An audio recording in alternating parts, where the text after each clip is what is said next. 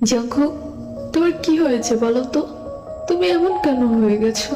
আগে কত হাসতে, কত দুষ্টামি করতে, এখন তোমার কি হয়েছে জাঙ্কুক? তুমি কোনো পোস্ট করো না, তারপর লাইভও আসো না।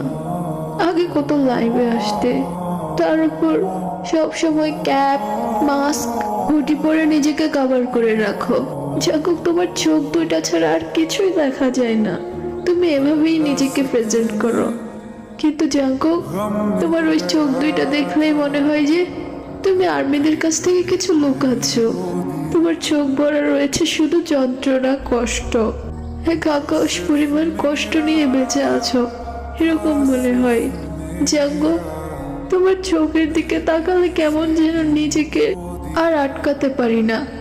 অজান্তেই চোখ দিয়ে পানি চলে আসে, চোখে যেন পানি টলমল করতে থাকে। শুধু মানে খুঁজতে